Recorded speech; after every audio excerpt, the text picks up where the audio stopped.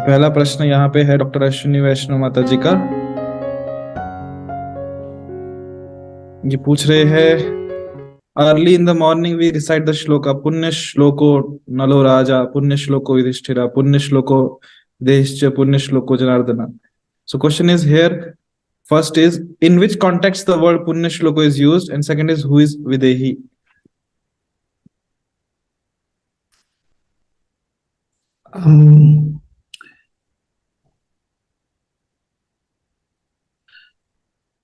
जो हमारी सनातन संस्कृति है उसमें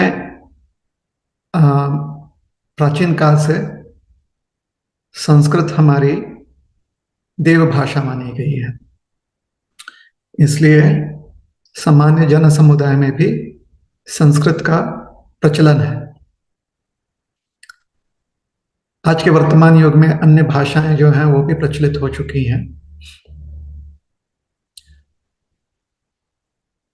तो जो सनातन संस्कृति है उसमें सकारात्मक वृत्ति रखना और सकारात्मक कार्य में मन लगाना ये बहुत महत्वपूर्ण माना गया है, क्योंकि ऐसे करने से मनुष्य का जो बहुमूल्य समय है, वर्तमान का समय और उसकी जो ऊर्जा शक्ति है उसका सदुपयोग हो सकता है।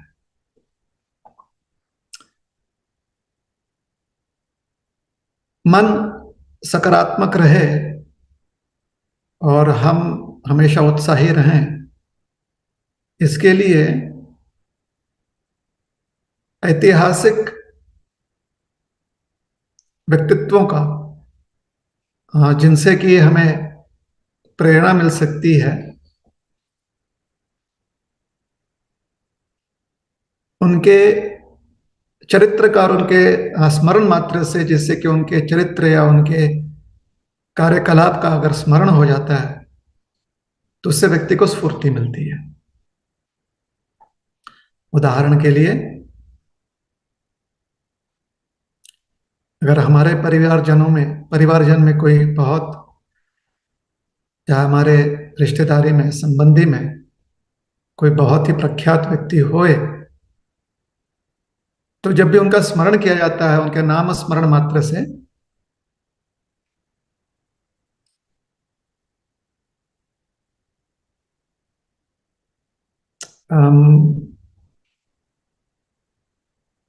एक स्फूर्ति आती है व्यक्ति के मन में। तो व्यासदेव जी ने, जो कि हमारे लिए, हमारे सनातन संस्कृति के लिए बहुत ही मान्यवर व्यक्तित्व हैं और बहुत ही बुद्धिमान व्यक्ति हैं, उन्होंने जब ग्रंथों की रचना की तो वह पूर्ण इतिहास जो हमारे सनातन संस्कृति की है, उसमें से जो अति प्रेरणा देने वाले जो घटनाएं हैं या ऐसे व्यक्तित्वों का उन्होंने वर्णन किया हुआ है। उन्हीं में से कुछ व्यक्ति हैं महाराज नल, महाराज युधिष्ठिर, सत्यवादी माने गए हैं, एक वचनी माने गए हैं,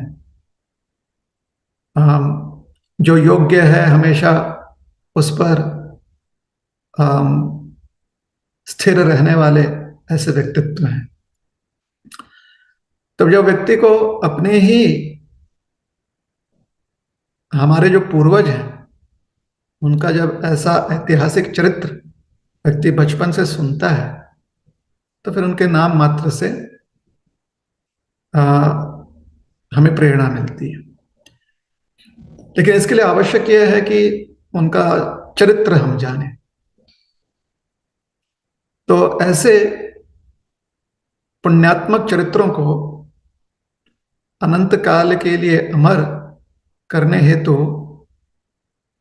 कुछ सुभाषित जो हैं या बहुत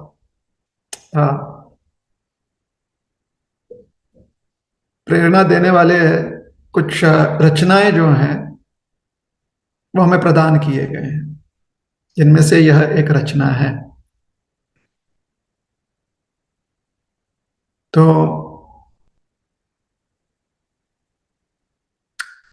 अगर इनके चरित्र के बारे में हमें ज्ञान होता है तो उनके नाम स्मरण से हमें एक हमारी आस्था बढ़ती है, हमारा आत्मविश्वास बढ़ता है कि हमारे पूर्वज जो हैं इतने चरित्रवान हैं। हमारे पूर्वजों ने धर्म के मार्ग पर चलते हुए जो भी सुख दुख है जीवन का उसका सामना किया और मन हमेशा स्थिर रखे भगवान के चिंतन में, भगवान की सेवा में। तो ऐसे कुछ जो हैं सुभाषित हैं, पुण्य श्लोक हैं जो जिनकी रचनाएं की गई हैं। पुण्य श्लोक का अर्थ जो है जहां पर वो विशेषण रूप में किया गया है उसका अर्थ निकलता है ऐसे व्यक्तित्व या ऐसे वर्णन जिसके श्रवण मात्र से व्यक्ति को बहुत उत्साह प्राप्त हो। और क्योंकि उत्साही होना यह शुभ माना गया है, इसलिए ऐसे श्लोक, ऐसी रचनाएं या ऐसा व्यक्तित्व, ऐसी ऐसी चरितावली जो हमें स्फूर्ति दे, प्रेरणा दे, उन्हें पुण्य श्लोक विशेषण से संबोधित किया जाता है। विदेह का अर्थ होता है जो देह से परे कार्य करें, देह ना होते हुए भी कार्य करें। तो हमारे सनातन संस्कृति में ऐसी महान व्यक्ति जो हुई हैं, जो बहुत ही आप कह सकते हैं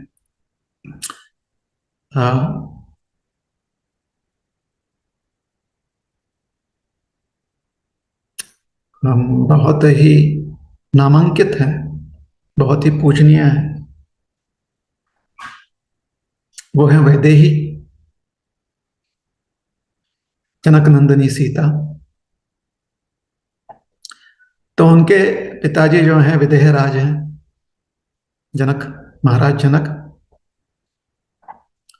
और महाराज जनक की वंशावली में हर राजा जो है वो जनक नाम से जाना जाता था।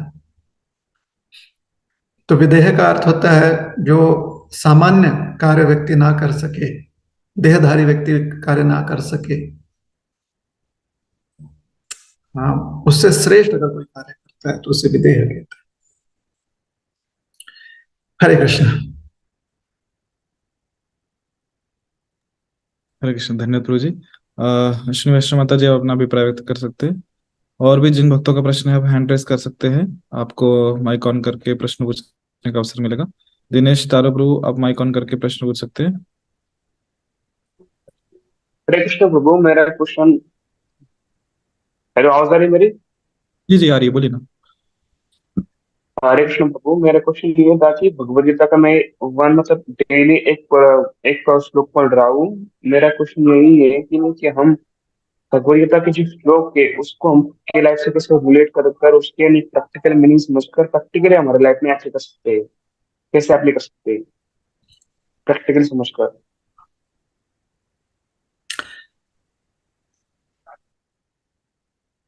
ये जो संस्कार है, जो आदत है कि दिन में कम से कम ऐसा कोई कार्य करना जो कि हमारी संस्कृति, हमारी सभ्यता में बहुत श्रेष्ठ मानी गई है, जैसे कि स्तोत्र, श्लोक इत्यादि का पाठ करना या फिर उसे पढ़ना या अध्ययन करना, उसके अर्थ पर मनन करना, ये हमें हमारे मन और बुद्धि को सकारात्मक ऊर्जा देती है। और जहां पर सकारात्मक ऊर्जा होती है वहीं पर दैव शक्ति और दैव आशीर्वाद का भी अनुभूति कर सकता है व्यक्ति। अब एक छोटा सा उदाहरण देते हैं कि एक बालक होता है, उसके शक्ति के परे उसके विद्यालय या पाठशाला का प्रभाव होता है। बालक की शक्ति के परे, बालक की शक्ति से बहुत श्रेष्ठ होता है। इसलिए बालक जब विद्यालय की जो क्रियाएं हैं अच्छे से करता है तो उसे पुरस्कृत किया जाता है, उसे एक प्रमाण पत्र दिया जाता है, सर्टिफिकेट दिया जाता है। जब उसे वो सर्टिफिकेट मिलता है तो उस बच्चे को उससे बहुत लाभ मिलता है। एक तो उसे प्रेरणा मिलती है कि वो और उसी प्रकार से मन लगाकर अपना कार्य करे, परिश्रम करे। और दूसरी बात, उसके मन में एक सकारात्मक ऊर्जा आती है, जिससे कि जो भी नेगेटिव चीजें होती हैं, नकारात्मक जो भी प्रवृत्तियां होती हैं या विक्षेप होते हैं, डिस्ट्रैक्शंस होते हैं, वो उससे दूर रहता है। तो ये जो हमारे नित्य क्रम है ना, जिसमें कि अपने मन और बुद्धि को शुद्ध करने के लिए व्यक्ति कार्य करता है, तो उससे बहुत लाभ है। गीता महात्म्य में समझाया गया है, आदि शंकराचार्य जी भगवत गीता का महात्म्य देते हुए हमसे कहते हैं कि जिस प्रकार से व्यक्ति रोज स्नान करता है ताकि शरीर का मैल दूर हो जाए, उसी प्रकार से भगवत गीता के श्लोकों से हम अपने चेतना को शुद्ध करते हैं।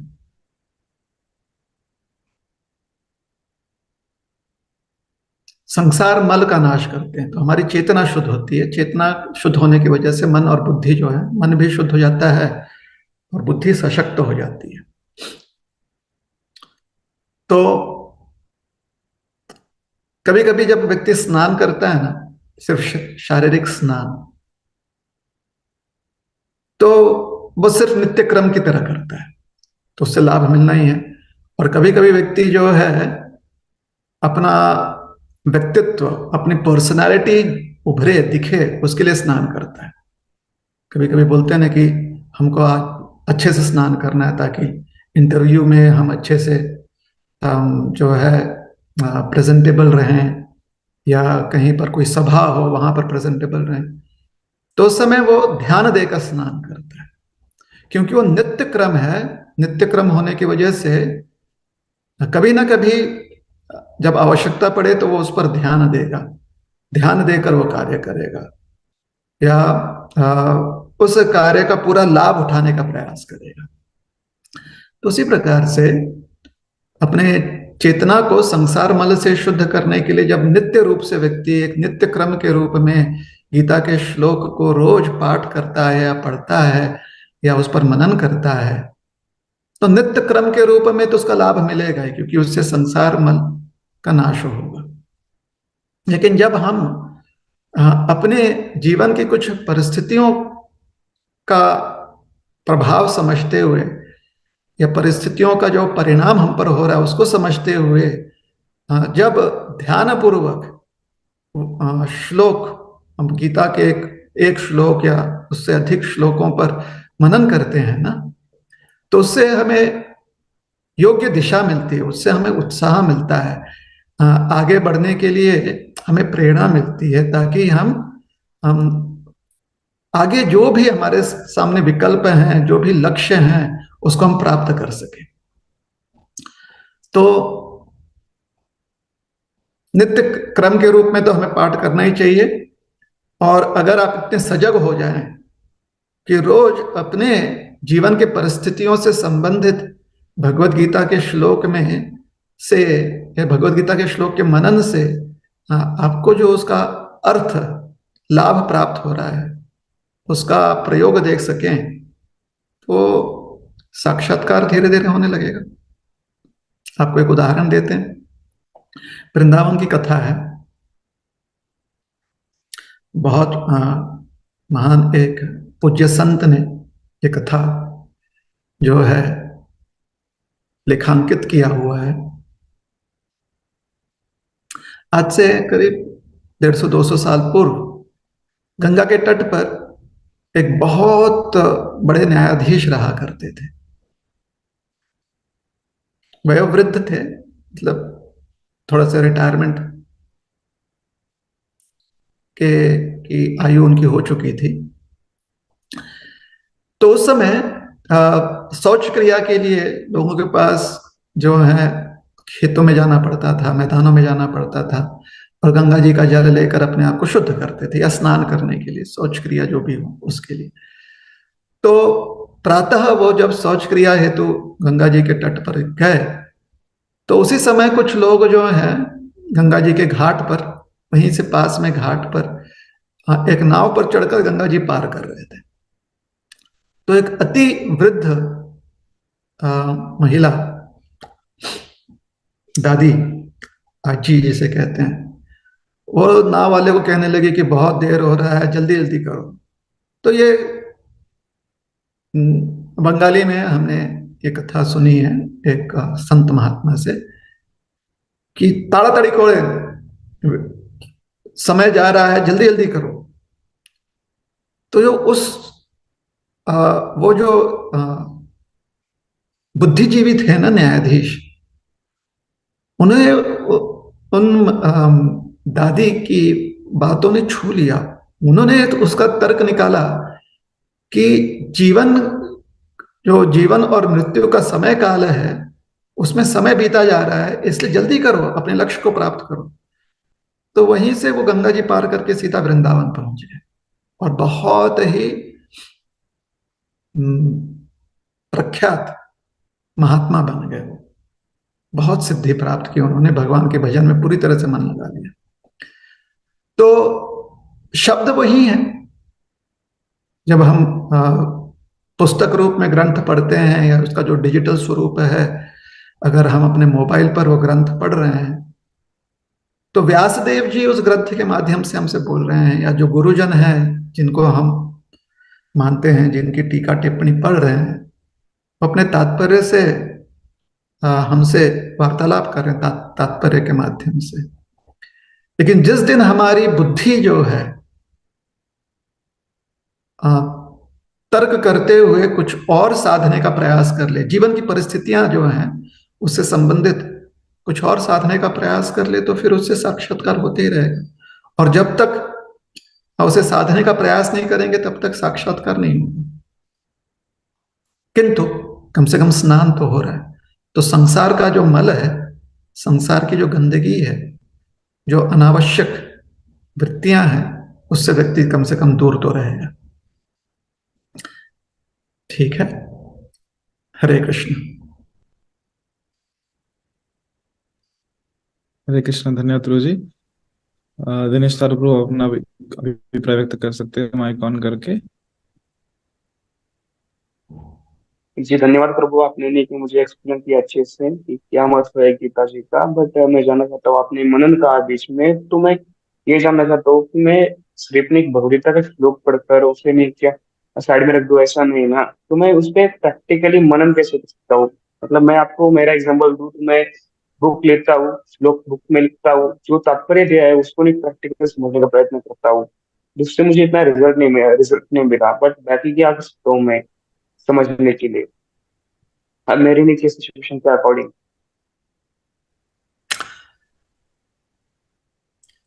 कभी कभी हम जो हैं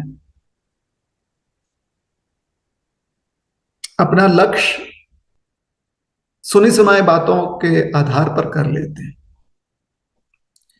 कि कोई हमसे बोल देता है कि भगवत गीता का आप रोज पठन कीजिए तो आपका मन शांत रहेगा, क्योंकि हमारा मन शांत हो गया, और अब घर में बहुत झगड़ा होता था या बहुत कलह होता था तो वो भी समाप्त हो गया। तो ये सुनी सुनाई बात है।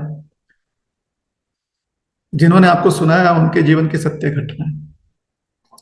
लेकिन साथ में यह भी जानना जरूरी है, जो भगवत गीता में भगवान समझा रहे हैं 16 अध्याय में, 17वें अध्याय में समझाते हैं, और साथ ही साथ उसके पूर्व भी समझाते हैं, 7वें में भी समझाते हैं, 12वें 13वें अध्याय में भी समझाते हैं, कि दूसरे अध्याय में भी समझाया गया। तो अनेक अनेक अध्यायों में ये सिद्धांत समझाया गया है। भगवत गीता का ही सिद्धांत है कि जिसने शरीर धारण किया हुआ है वो शरीर में यात्रा करेगा, शरीर की यात्रा करेगा। बचपन से कुमार अवस्था से प्रौढ़ावस्था, ऐसे उसकी यात्रा होगी। तो पहली बात, शारीरिक हमारी शक्तियां जो हैं उसमें बदलाव आने वाला है। दूसरी चीज, शरीर धारण करने के वजह से संसार के साथ हमारा संपर्क आता है, तभी हम कार्य कर पाएंगे। तो संसार का स्वरूप कैसा है वो भी भगवान ने समझाया है कि यहाँ पर दुख है, बीच बीच में सुख भी है। दुख का जब भी अभाव होता है तो सुख के रूप में प्रतीत होता है। तो यह भी बात भगवत गीता में ही समझाई गई है कि ऐसा ऊंच नीच, कम अधिक, ये जो द्वंद्व है जब तक शरीर है तब तक रहेगा। तो उसके लिए भगवान कहते हैं कि तितिक्षु बनो, सहनशील बनो। फिर भगवत गीता में यह भी बात समझाई गई है कि 3 गुणों का प्रभाव इस सृष्टि पे पड़ता ही है, सत्वगुण, रजोगुण और तमोगुण। तीनों के प्रभाव से हमें लाभ भी प्राप्त होती है और तीनों का प्रभाव जो है हमें कभी कभी आलसी भी बना सकता है, भ्रमित भी कर सकता है। तो ये भी बात समझाएगी।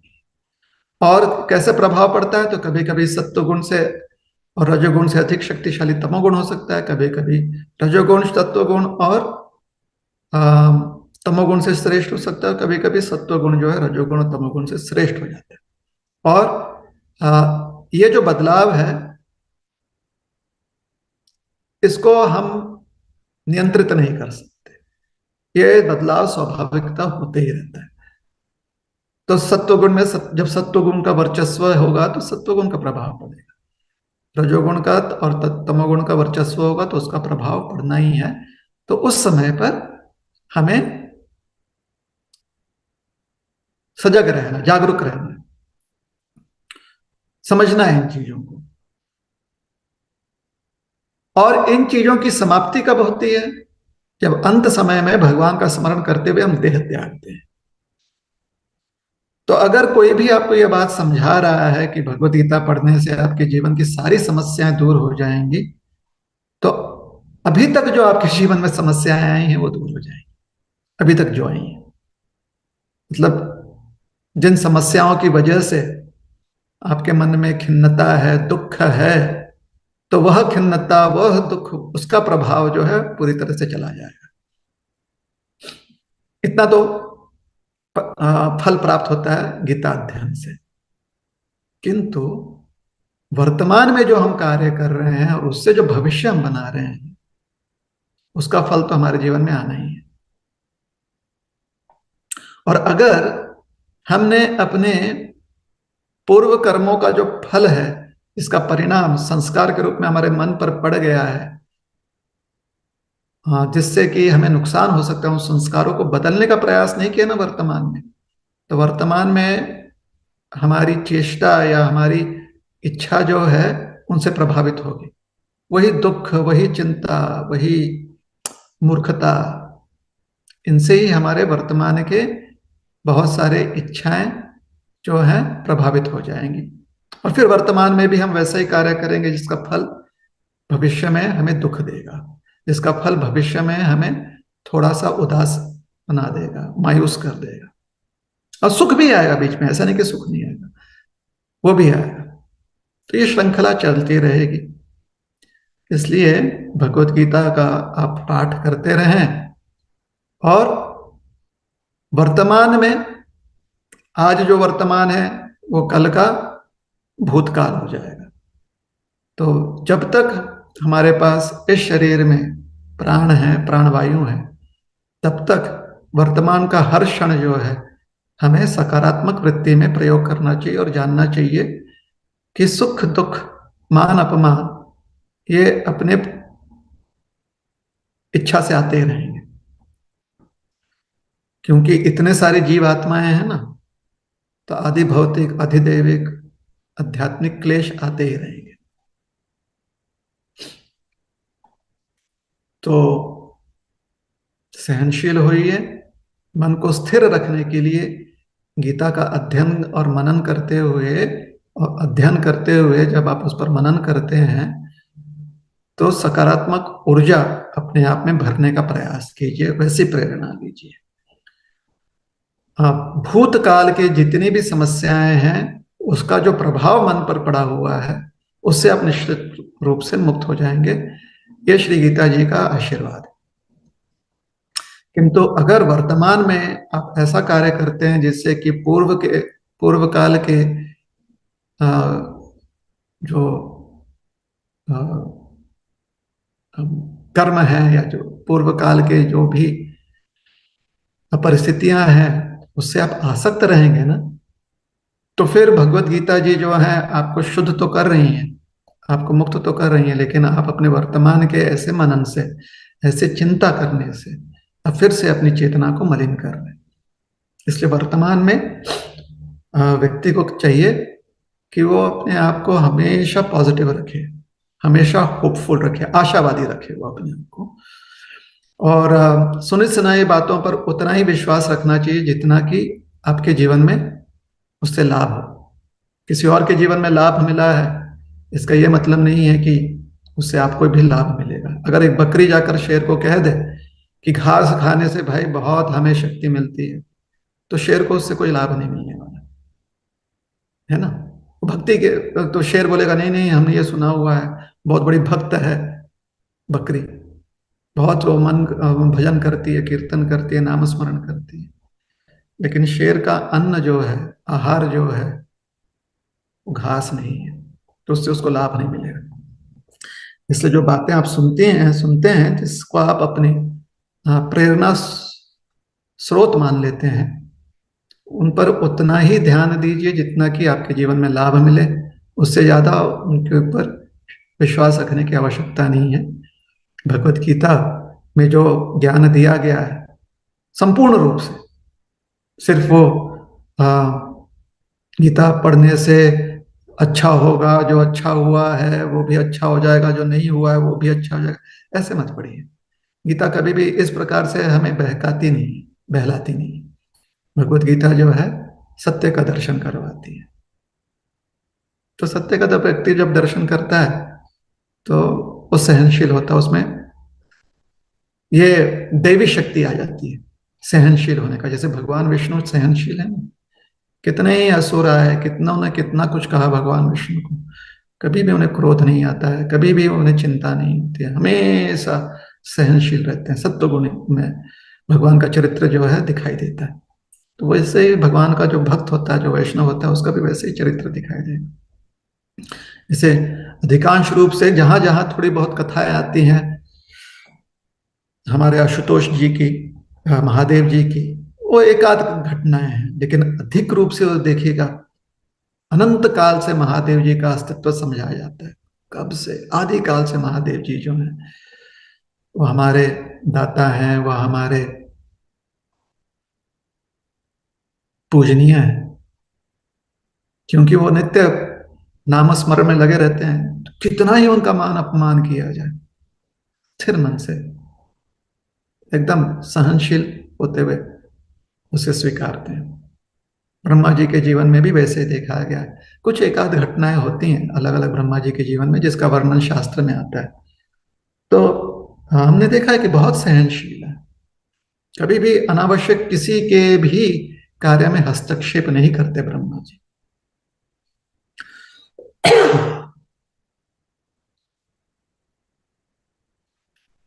तो ये जो श्रेष्ठ महात्माओं का चरित्र जो बताया गया ना, ब्रह्मा जी का, महादेव जी का, भगवान विष्णु का, ये हमें प्रेरणा देने के लिए बताया गया कि अगर भगवान भी जो है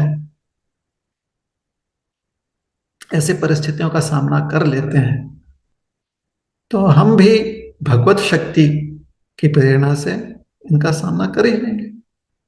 जिसका उत्तर आज हमें नहीं मिल रहा है उसका उत्तर कल मिलेगा, क्योंकि आज हमें अध्ययन करने की जरूरत है।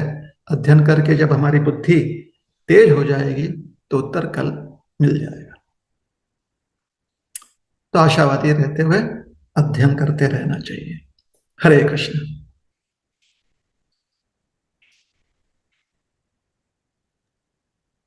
हरे कृष्णा प्रभु, थैंक यू सो मच, धन्यवाद एक्सप्लेन करने के लिए। बहुत अच्छा एक्सप्लेन किया आपने, और आपने समझा दिया कि कैसे क्या करना है, और आपने बता दिया कि कैसे लोगों से इन्फ्लुएंस नहीं होना है वगैरह, और आपने ये भी समझा दिया कि हमें जब हमारे बुद्धि का स्तर, मतलब बुद्धि का जो लेवल है वो बढ़ जाएगा अध्ययन करते करते, तो सोल्यूशन अपने आप मिलने लगेंगे। थैंक यू प्रभु। हरे कृष्णा। और भी जिन भक्तों के प्रश्न हैं आप माइक हैंड रेस कर सकते हैं। अगला प्रश्न है भक्ति ठाकुर प्रभु जी का, तो आप माइक ऑन करके प्रश्न पूछ सकते हैं।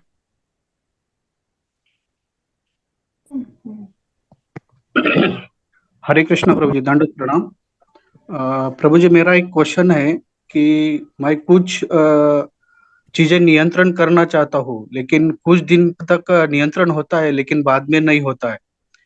तो सेम परिस्थिति ऐसी होती है कि वो हाथी स्नान के सरी की हो रही है, तो उसके लिए क्या करना पड़ेगा? जिन परिस्थितियों पर हमारा प्रभाव पड़ पा रहा है, हमें ये समझना चाहिए कि भगवान कृपा से वो हो रही है, ना कि सिर्फ मात्र हमारे परिश्रम से। उसका कारण यह है कि परिस्थितियां जो हैं, उन परिस्थितियों के निर्माण में सिर्फ हमारा योगदान नहीं होता है, अन्य बहुत सारे कारण होते हैं। प्रकृति भी होती है, परमात्मा भी होते हैं, इत्यादि। तो जहां पर भी हमें कोई सफलता मिली है, जिन भी परिस्थितियों में हमें सफलता मिली हुई है, हमें उसके लिए बहुत कृतज्ञ होना चाहिए। और जो व्यक्ति अपने जीवन काल में इन परिस्थितियों का मनन करते हुए विचार करता है कि कैसे हम उसमें यश प्राप्त किए, कैसे उसमें विषय प्राप्त किया, या किस प्रकार से उसमें हमें शुभ फल प्राप्त हुआ है, तो मन में बहुत सारी कृतज्ञता आ जाती है। साथ ही साथ हमारी क्षमता और प्रकृति की क्षमता में बहुत अंतर है। भगवान कहते हैं ना, दैवी एषा गुणमयी मम माया दुरत्यया। तो भगवान की ये जो शक्ति है, प्रकृति है, बहुत शक्तिशाली है। शक्तिशाली का अर्थ यह है कि प्रकृति 3 गुणों के माध्यम से जो भी हमारे कर्म फल हैं पूर्व के, वो हम तक योग्य रूप में पहुंचाती है प्रकृति। तो जहां जहां हम कमजोर पड़ जाते हैं, हमें यही समझना चाहिए कि इस जीवन के या पूर्व जीवन के हमारे ऐसे कुछ संस्कार हैं जिसे हम देख नहीं पा रहे हैं, समझ नहीं पा रहे हैं। वो आदत के रूप में होती हैं, वो हमारी कमजोरी के रूप में होती हैं, चाहे वो शारीरिक कमजोरियां हो, या फिर मानसिक कमजोरियां हो, या बौद्धिक जो दुर्बलता हो। उसकी वजह से परिस्थितियां हम पर भारी हो जाती हैं। किंतु यही प्रकृति, और क्योंकि प्रकृति ये भगवान, ये माँ भी है, ये हमारी माता है, तो हमें पौष्टिकता भी देती है। वो हमें हमारे लिए पुष्टिवर्धक विकल्प भी हम तक पहुंचाती है, जिससे कि हमारा पुष्टिवर्धन हो। तो जब व्यक्ति कृतज्ञ होता है, व्यक्ति आशावादी होता है, निराश नहीं होता अगर उसके मनानुसार उसे यश प्राप्त ना हो,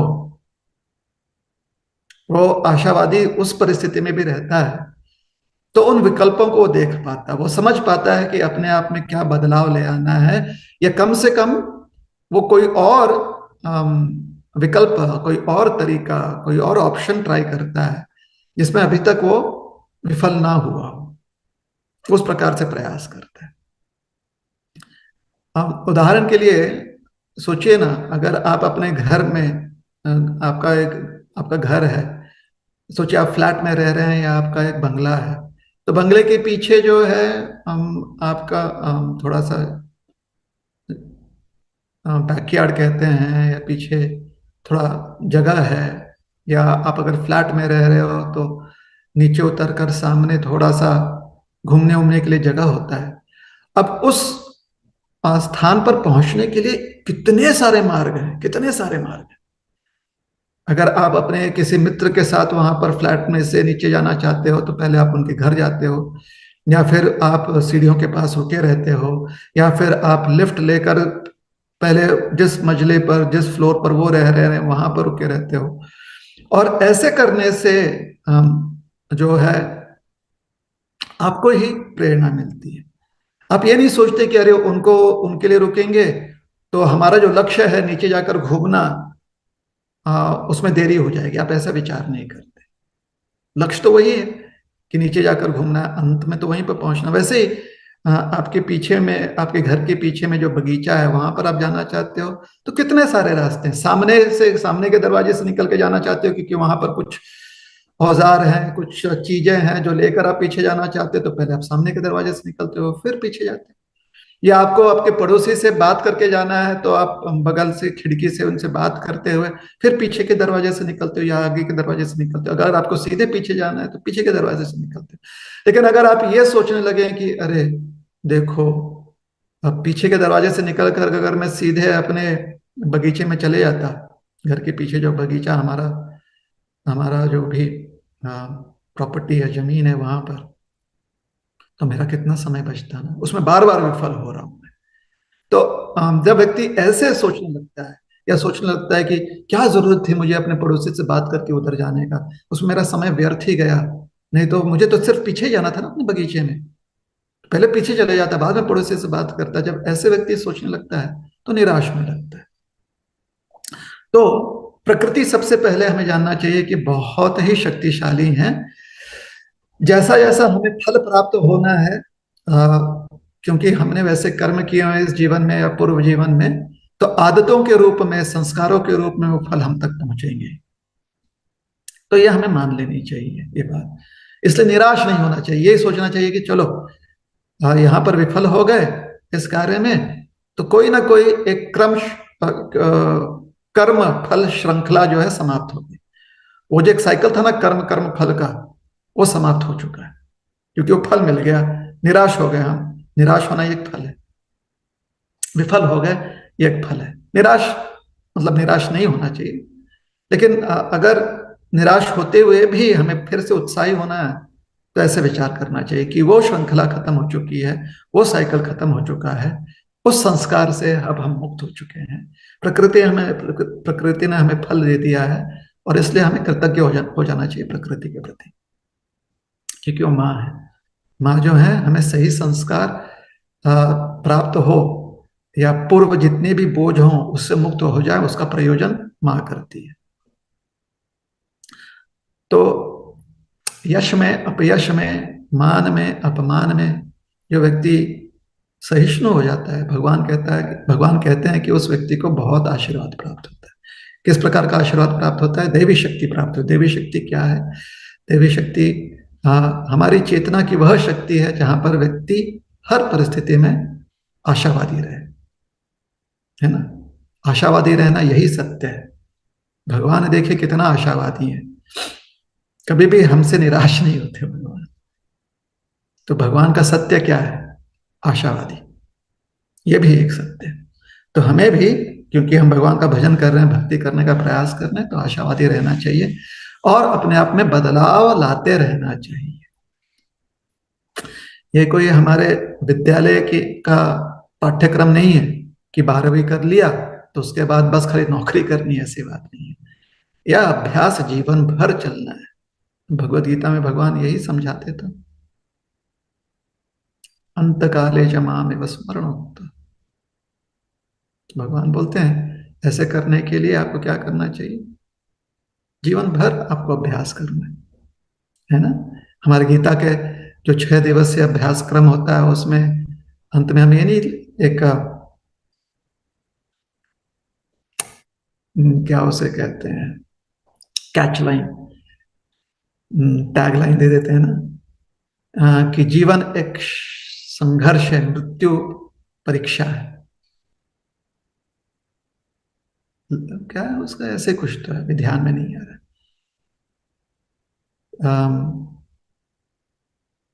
life is a lesson, death is the examination, ऐसे कुछ तो है, अभी ध्यान नहीं आ रहा। किसी को अगर ध्यान होगा तो कमेंट सेक्शन में डाल दो।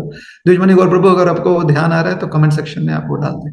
हाँ, life is a preparation, death is the examination. तो जीवन जो है वो अभ्यास क्रम है, तो जीवन भर अभ्यास करते रहना, और जो जो सीखते जाएंगे उससे हम और आशावादी होते जाएंगे, कृतज्ञ होते जाएंगे। तो कृतज्ञता हमेशा रखनी चाहिए। यश जब प्राप्त होता है तो जानना चाहिए कि हमारे संघर्ष के साथ साथ भगवान के आशीर्वाद से, प्रकृति के आशीर्वाद से यश प्राप्त हुआ है। विफल जब भी होते हैं तो प्रकृति को, माँ को हमें धन्यवाद देना चाहिए कि उन्होंने हमारा एक जो कर्म फल है वो समाप्त करवा दिया है। हालांकि हमने प्रयास नहीं किया, हम तो कुछ और प्रयास कर रहे थे, लेकिन प्रकृति ने देखा कि ये हम पर बोझा है, हमारे पैरों में ये बंधन है, तो प्रकृति ने उसका फल देकर उस बंधन से हमें मुक्त कर दिया है। तो उसके लिए हमें अपने देवी माँ के प्रति कृतज्ञ होना चाहिए। ठीक है, हरे कृष्ण।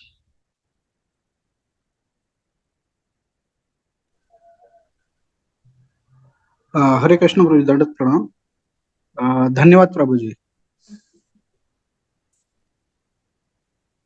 हरे कृष्णा। और भी जो भक्त प्रश्न पूछना चाहते हैं अपना हैंड रेस कर सकते हैं, आपको माइक ऑन करके प्रश्न पूछने का अवसर मिलेगा। अगला प्रश्न प्रथमेश प्रभु का है। प्रभु आप माइक ऑन करके प्रश्न पूछ सकते हैं। हरे कृष्णा प्रभु, दंडवत प्रणाम। क्या मैं सुन पा रहे तुम? जी जी बोलिए। हाँ, धन्यवाद प्रणाम प्रभु। प्रभु मेरा प्रश्न ये था कि अभी मैं 7वां स्कंद जो पढ़ रहा हूँ उसमें प्रहलाद महाराज के बारे में बताया गया है। तो वो जब अपने मित्रों से जो संवाद करते हैं, उस संवाद में उन्होंने कहा गया है कि जीवन में भौतिक चीजों के लिए ज्यादा परिश्रम नहीं करना चाहिए। आपके जीवन में खुशी, जिस तरह से खुशी बिना बुलाई आती है, वैसे दुख भी बिना बुला आएगा और भी चला भी जाएगा। तो ज्यादा परिश्रम नहीं करना चाहिए। तो जिसमें प्रभुपाद कहते हैं कि हमने भौतिक चीजों के लिए एक 8 से 9 घंटे तक काम करना चाहिए और उससे ज्यादा उसमें परिश्रम नहीं करना चाहिए। और उसी संदर्भ में भगवान के जो प्रिय शिष्य है, एक उनके सखा भी है, अर्जुन का एग्जाम्पल उनका आता है कि वे अपने धनुर्विद्या के लिए दिन में भी प्रयास करते थे और रात में भी प्रयास करते थे ताकि उसमें कुशल हो। तो प्रभु अभी कंफ्यूजन, अभी आज के युग में भी यही है कि हम नॉर्मली तो जितना हम काम करते उतना करते हैं, बट हमें नई नई चीजें आती रहती है, उसमें कुशलता लेने के लिए, निपुणता होने के लिए प्रयास करना पड़ता है।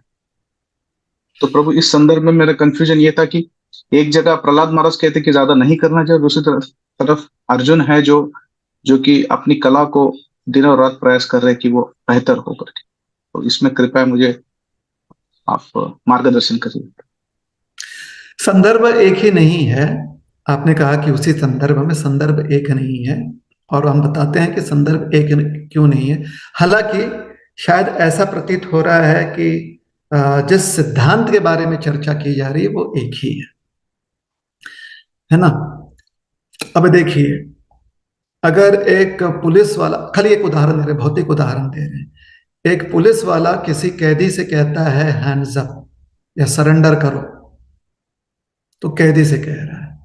और एक सैनिक जो या एक सेना का जो जनरल होता है, सेनापति होता है, वो सामने जिस सेना के साथ युद्ध हो रहा है उनके सेनापति से कहता है कि सरेंडर करो,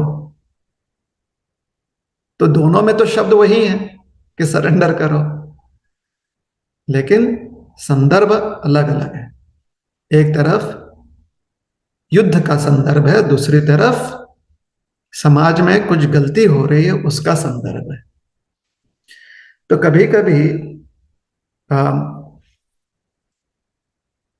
एक दृष्टिकोण को समझाने के लिए यही दोनों उदाहरण को हम समान समझ सकते हैं, जहां पर हमें दिखाना है कि जो व्यक्ति अधिकारी है, जो व्यक्ति श्रेष्ठ है, उसके पास वो शक्ति होती है कि सामने वाले को वो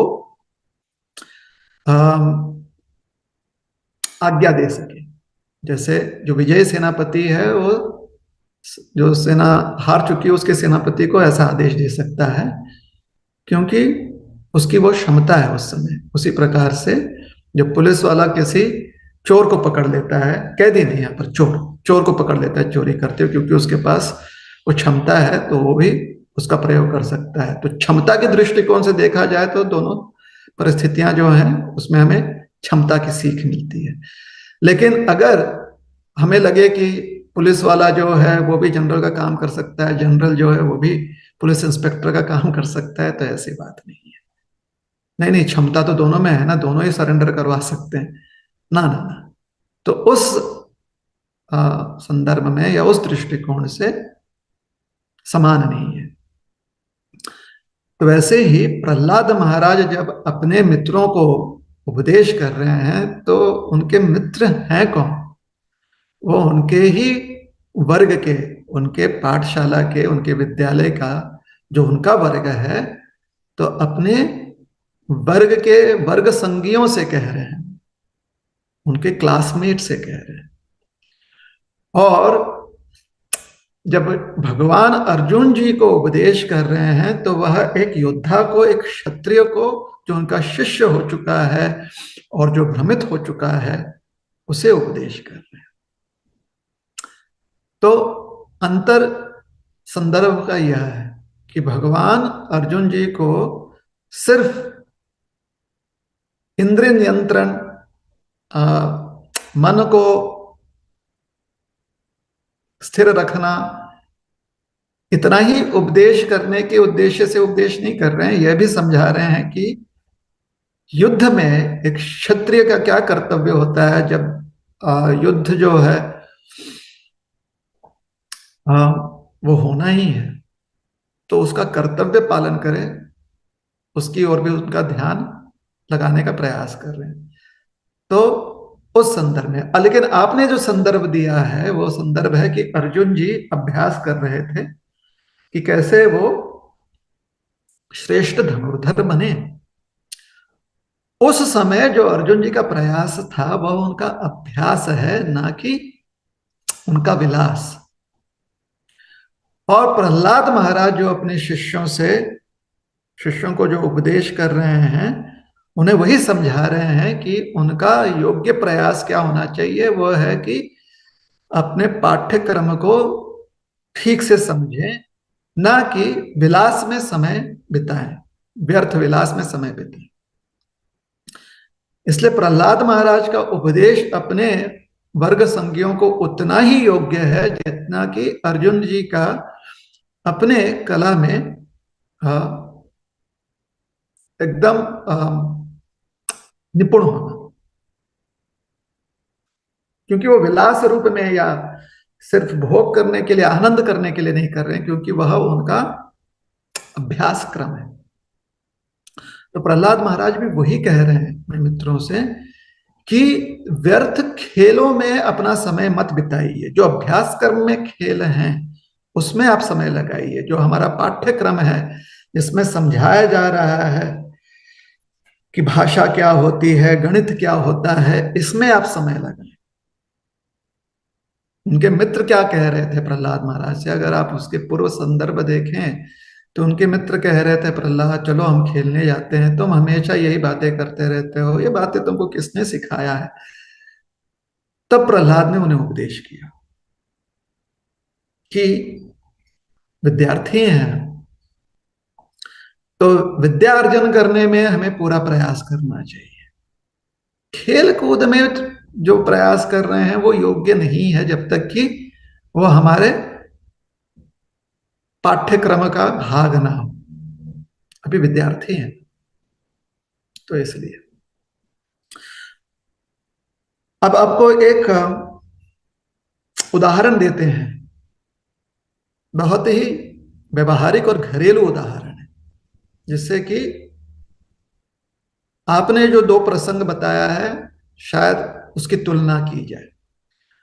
सोचिए आपकी कोई पसंदीदा वस्तु बनाई गई है। सोचिए खीर बनाया गया जो आपको बहुत पसंद आता है। अगर खीर पसंद नहीं आता है तो आमटी ले लीजिए।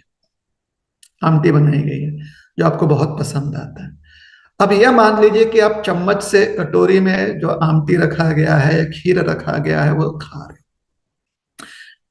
अब आपको बहुत पसंद है, इतना पसंद है कि आप चाट चाट के खाते, इतना आपको वो चीज, वो पदार्थ पसंद है।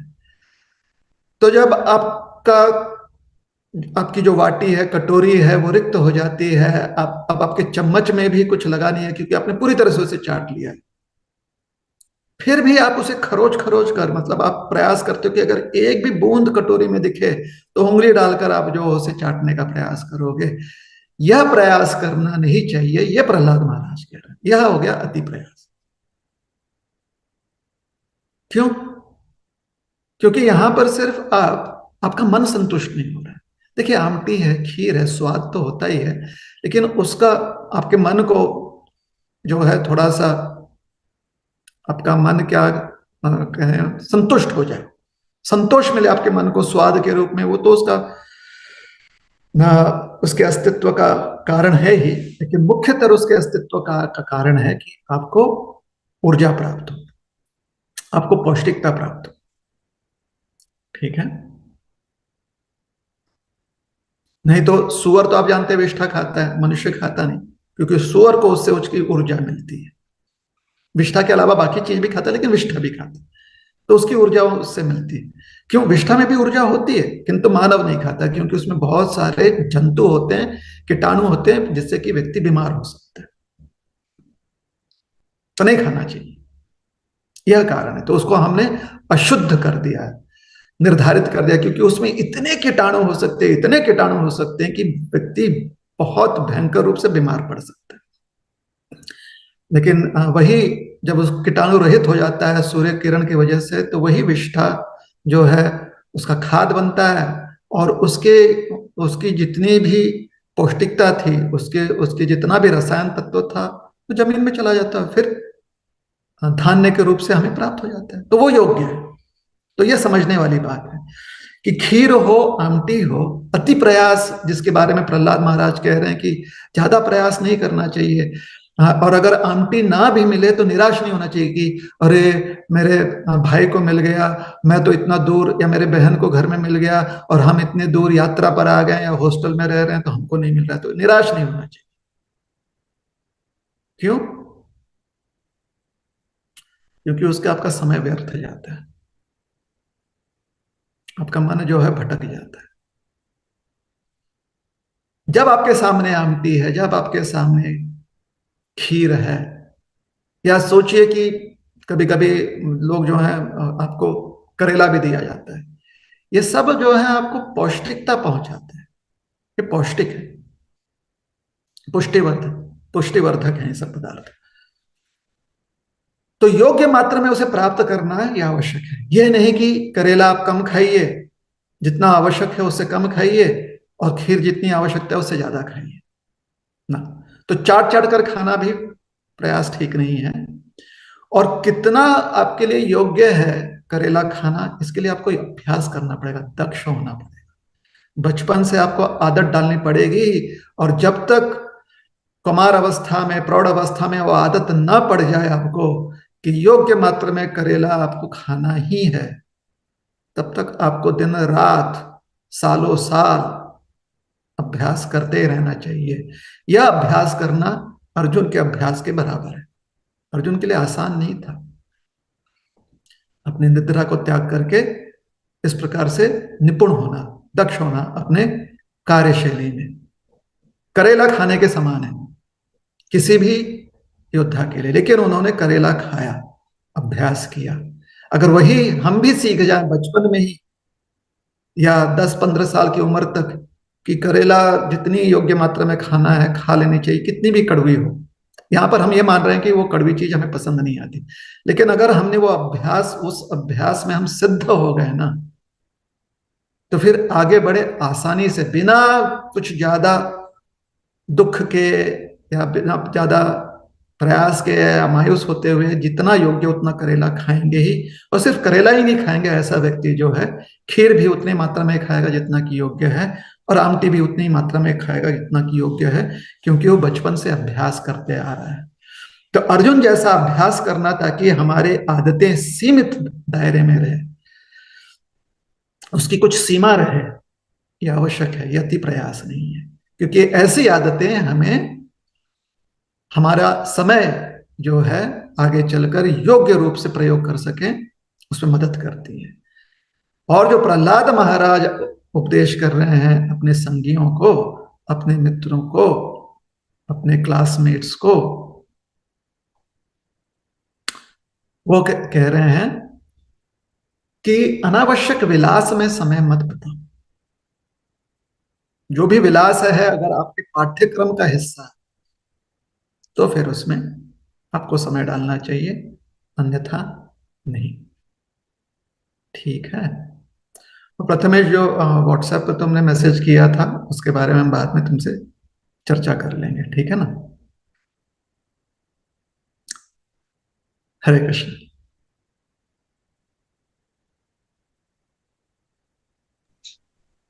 हरे कृष्ण प्रभु, धन्यवाद प्रभु, बहुत बहुत धन्यवाद। हरे कृष्ण। और भी जिन भक्तों को प्रश्न है, आप माइक ऑन, आप हैंड रेस कर सकते हैं, आपको माइक ऑन करके प्रश्न पूछने का अवसर मिलेगा। अगला प्रश्न है दीपाली माता जी का। माता जी, आप माइक ऑन करके प्रश्न पूछ सकते हैं।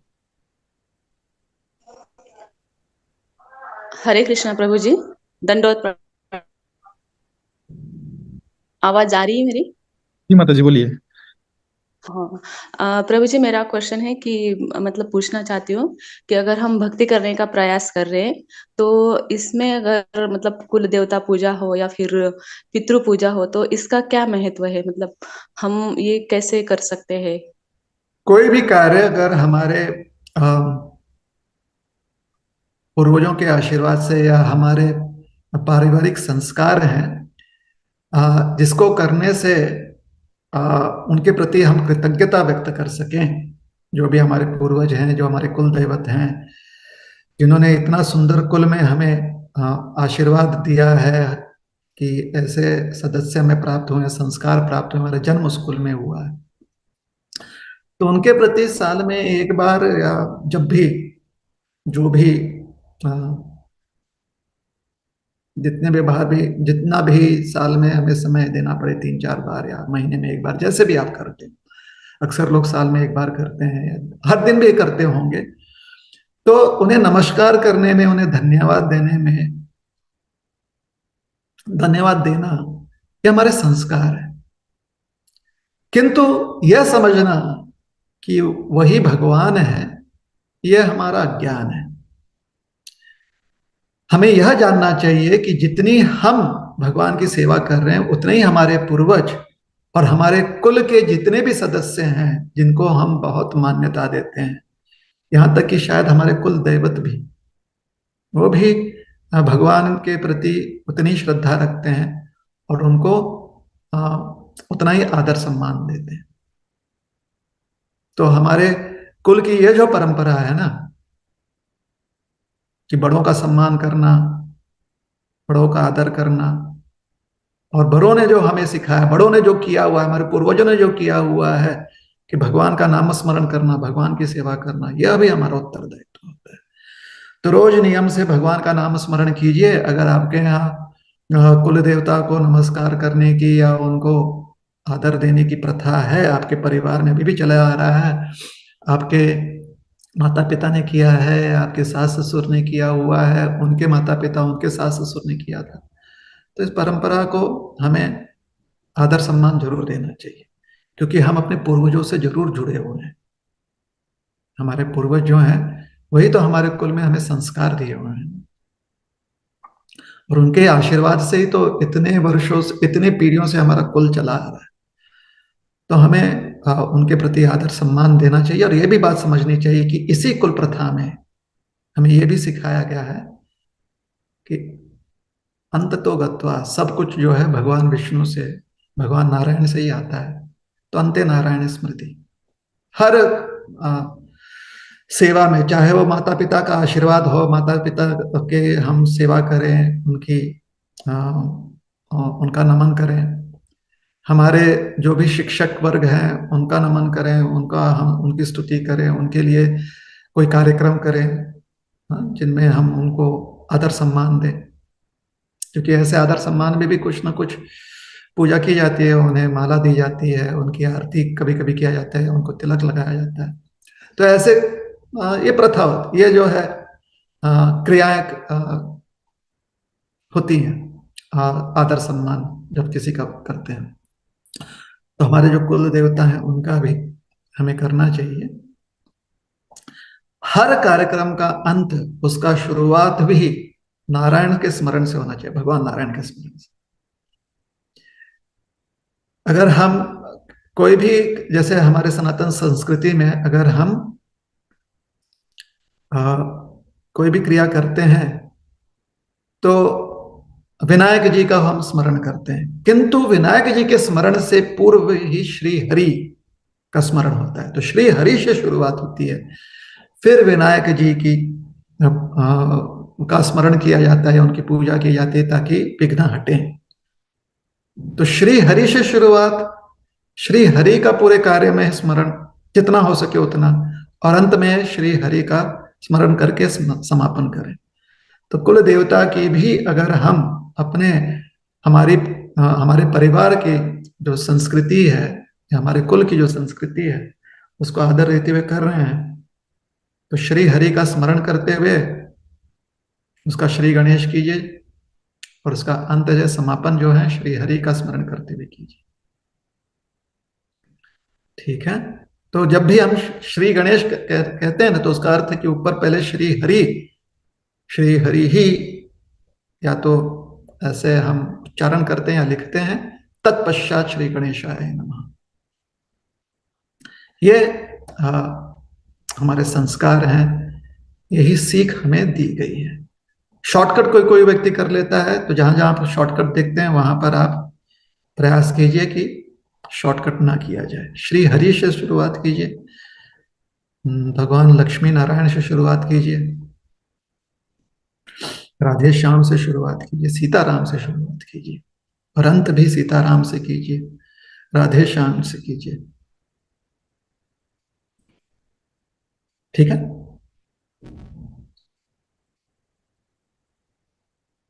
धन्यवाद प्रभु जी, धन्यवाद प्रभु जी। हरे कृष्ण। और भी जिन भक्तों का प्रश्न है, आप माइक आप हैंड रेस कर सकते हैं, आपको प्रश्न पूछने का अवसर दिया जाएगा। और जब तक बाकी भक्त प्रश्न पूछते हैं, तो मेरे पास गूगल फॉर्म पे जो क्वेश्चन आए थे मैं पूछ ही लेता हूँ यहाँ पे। तो अगला प्रश्न है विजया पाटिल माता जी का। ये पूछ रहे हैं, how should we manage with God's वस्त्र। प्रश्न समझ में नहीं आया। मैंने इतना ही प्रश्न भेजा है, how should we manage God's तो क्लोथ्स। ठीक है, अनुमान लगा लेते हैं कि क्या पूछ रहे हैं, कि शायद या तो उनके घर में भगवान के कुछ भगवान का विग्रह होगा और उनकी सेवा में कुछ वस्त्र होंगे, या फिर कहीं से प्रसाद मिला होगा। तो सबसे योग्य बात है कि उसको आप संभाल के रखें। भाई, लोग अपना फोटो एल्बम इतना पुराना संभाल के रखते हैं, तो भगवान के वस्त्र भी संभाल के रखिए। नहीं तो फिर निर्मालय में, अर्थात अगर वो इको फ्रेंडली हैं, आपके वस्त्र होने चाहिए। भगवान को आप ऐसे सिंथेटिक कपड़े मत पहनाया कीजिए। इको फ्रेंडली अगर हैं, अर्थात सोचिए कॉटन के बने हुए हैं, पुरातन, तो जीर्ण होने लगते हैं। कुछ समय के बाद वही कपड़े जीर्ण होते होते अपने आप समा जाते हैं, खाद बन जाते हैं जमीन में। तो या तो अगर इको फ्रेंडली है तो ऐसे वस्त्र जो हैं जल में आप उसे प्रदान कर सकते हैं, जल में आप उसे डाल सकते हैं। किसी बड़े से जलाशय में, छोटे से जलाशय में, कुआं में मत डालिए, छोटे से नहर में बिल्कुल मत डालिए, या छोटा सा तालाब हो उसमें मत डालिए। बड़ी विशालकाय नदी हो उसमें आप उसे प्रदान कर सकते हैं, उसको कहते हैं निर्मालय। या फिर समुद्र में, और वो भी समुद्र के तट पर नहीं, थोड़ा सा अंदर जाकर, ताकि वहां पर वो जीर्ण हो जाए और प्रकृति में समा जाए। या फिर जमीन में जो है गाड़ दीजिए, ताकि किसी प्रकार से उस पर ऐसे स्थान पर गाड़िए जहां पर लोगों के चरण ना पड़े और कोई उसको गंदा ना कर सके। तो अक्सर जमीन में इसलिए नहीं गाड़ते हैं क्योंकि जल में किसी के चरण पड़ते हैं नहीं, जमीन पर पड़ सकते हैं। लेकिन अगर आप ऐसे जलाशय में ना जा सकें जहां पर आप उसको जल में प्रदान ना कर सकें तो कहीं पर आपके बगीचे में ऐसा स्थान निर्मालय के रूप में चुन लीजिए जहां पर आप उसे रख सकें और उसकी एक समाधि की तरह बना दीजिए। तो पहला जो विकल्प है हम कहेंगे वो यह है कि इतने चीजें घर में आप रख ही देते हो तो इसको भी संभाल के रखिए।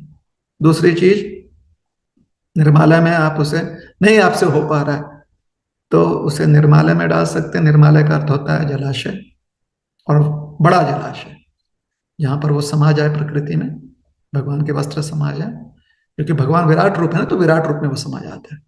या फिर जमीन में गाड़ दीजिए। जहां तक हो सके अग्नि में नहीं उसे जलाना चाहिए। ये भगवान के वस्त्रों को अग्नि में जलाना ये योग्य नहीं माना गया है, क्योंकि एक हमारी भावना है, और साथ ही साथ जल में या जमीन में जिस प्रकार से वो समा जाता है तो पूरी तरह से जितने भी उसके रसायन है ना, प्रकृति के जितने भी तत्व हैं उसमें, भूमि है, जल, आयु, वो सब एक एक करके उसमें समा जाते हैं। अग्नि में भस्म हो जाता है। तो अग्नि में खाली देह जो है जलाना चाहिए। ये जो भी नष्ट हो गया है चीज, जो बहुत ही सड़ रहा है चीज, उसको अग्नि में जला देना चाहिए। उसका कारण ये होता है कि जिस कारण से वो सड़ रहा है ना, जिससे बीमारी फैल सकती है, जो बीमारी अर्थात अशुभ, तो वो अशुभ चीज जल जाता है। तो मानसिक रूप से अपने पापों को हमें अग्नि में त्याग देना चाहिए, जला देना चाहिए।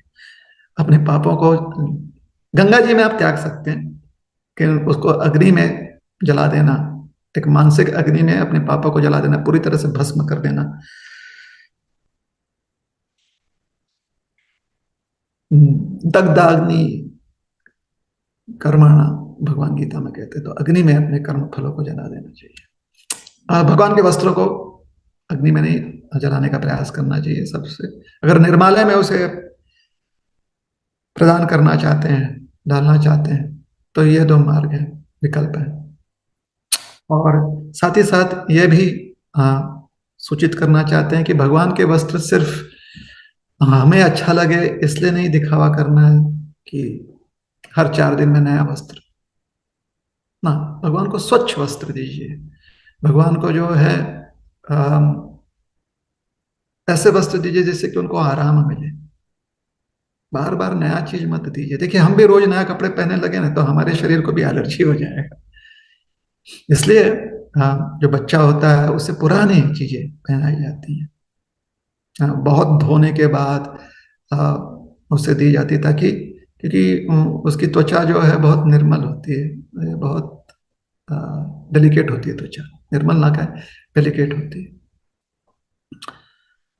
तो हमें भगवान की सेवा करते हुए ऐसे विचार करना चाहिए। इसलिए भगवान के वस्त्र को संभालें, जब तक कि वो जीर्ण ना हो जाए तब तक उन्हें त्यागिए मत। भगवान आपसे नया नया वस्त्र नहीं मांगेंगे। ये तो हमें लगता है कि भाई हमने उत्सव करना है, उत्सव के दिन नया वस्त्र देना है, तो कोई एक उत्सव कीजिए साल में या 5 साल में, भगवान को वस्त्र दे दीजिए।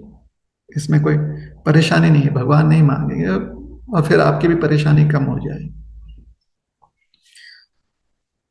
ठीक है,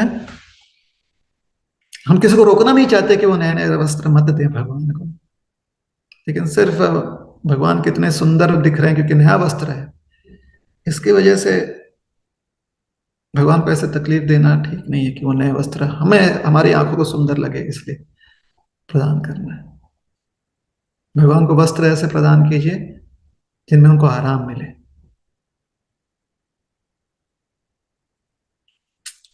ठीक है, हरे कृष्ण।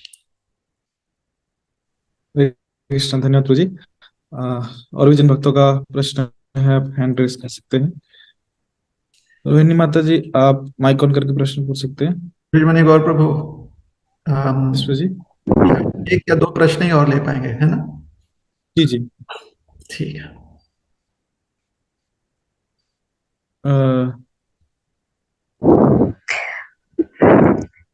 हरे कृष्णा प्रभु जी, दंडवत प्रणाम। मेरा प्रश्न यही था कि अगर ऑफिस में या फिर हमें कभी कई जगह पे अगर गलत व्यवहार दिखे तो उस समय हमें कैसे रिएक्ट करना चाहिए या फिर कैसे हैंडल करना चाहिए?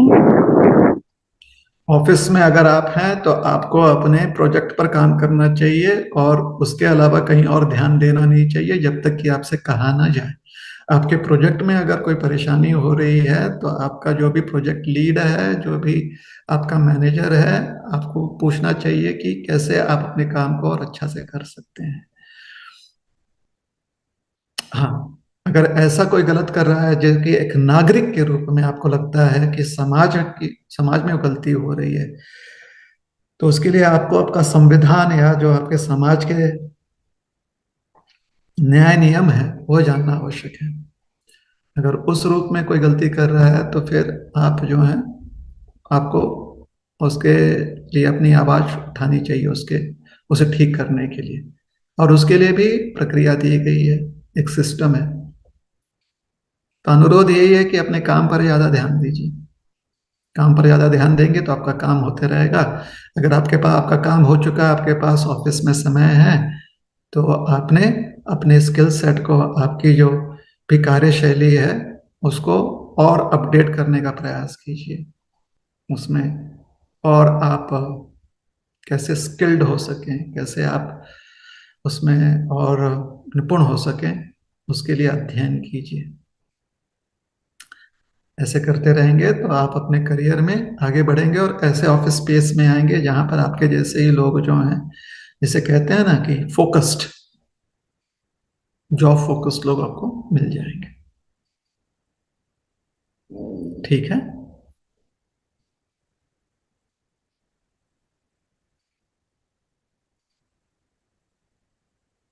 Yes Prabhu ji, thank you. Hare Krishna. Hare Krishna. और भी जो भक्त प्रश्न पूछना चाहते हैं तो ठीक है, मेरे पास गूगल फॉर्म में क्वेश्चन है तो मैं वो पूछता हूँ।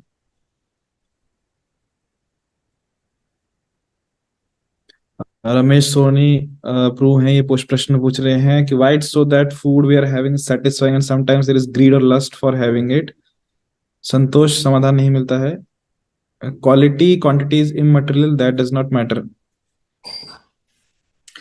बस आदतें जो हैं हमें ऐसे बनानी चाहिए कि हम अपने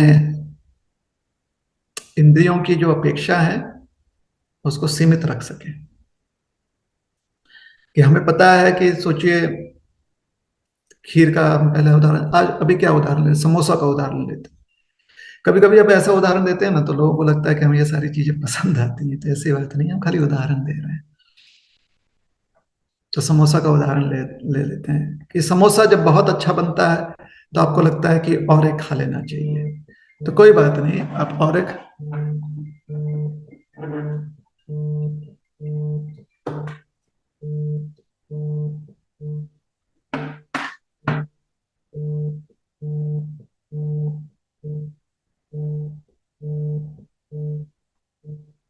एक मिनट, हरे कृष्ण।